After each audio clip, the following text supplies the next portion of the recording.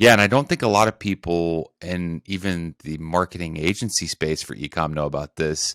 And even brands are still kind of shocked that this is happening and what's going on. So what does this mean for people who go, look, I don't care about email. We're still executing email, but our SMS with the open rates and the click-through rates and the conversion rates that are happening there, we're going to be fine. We don't need to diversify into other channels.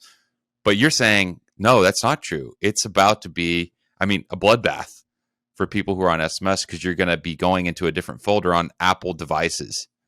You're absolutely right. So when you think about when iOS 14 was first unveiled, nobody panicked, right? Agencies didn't Right. panic, brands didn't panic. Wasn't until after you saw those effects where the panic really kind of began and the customer acquisition costs started going up, right?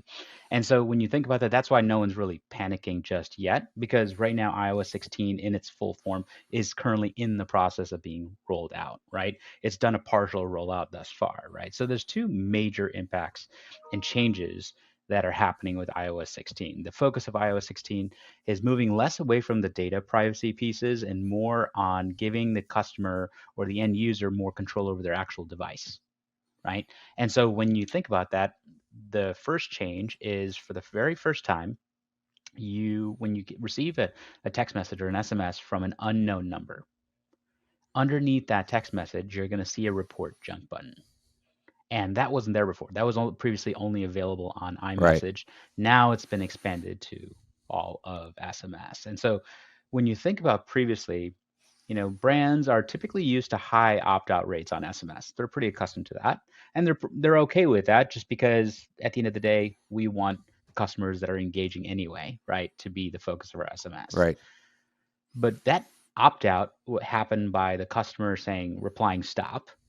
That information goes back to the brand pulls it out of the subscriber list. That communication was just the customer and the brand, right?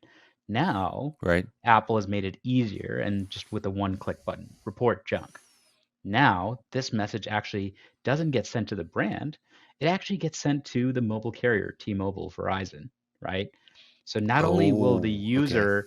user not receive these text messages anymore from that brand, but eventually, because with brands that are heavily reliant on SMS, eventually they're going to get a lot of these by the natural high opt-out rates that exist, and eventually T-Mobile and Verizon are going to flag the brand as a spammer, right? And so that's where they're going to see interruptions in campaigns, blocked campaigns, and things like that, right? So that's Right. just the Right. first change, but that's really just going to impact the brand's efficacy of being able to kind of get in front of their audience, right? That's change number one. Yeah. When we think about the second change, we're talking about the filtering system that's been launched, right? Now that hasn't been fully deployed yet. That's in the process of being rolled out. That'll be out in 16.2, 3, and 4. This is the one to really look out for, right? And so when you think about, if you remember when that dreaded promotions tab came to Gmail, Hmm. um, Yeah. it basically, the open rates went straight down from there, and all of a sudden, users are not seeing those messages. That same promotions tab is now coming to SMS, right?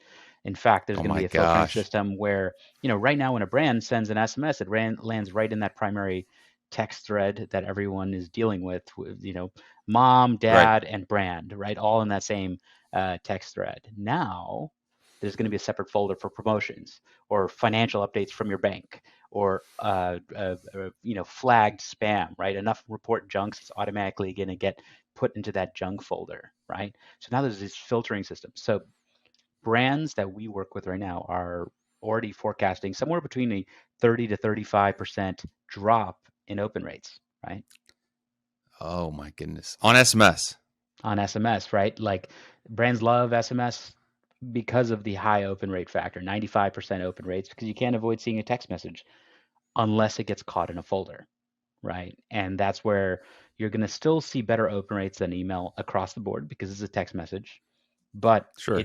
the likelihood of it actually ever getting seen is going down in a huge way.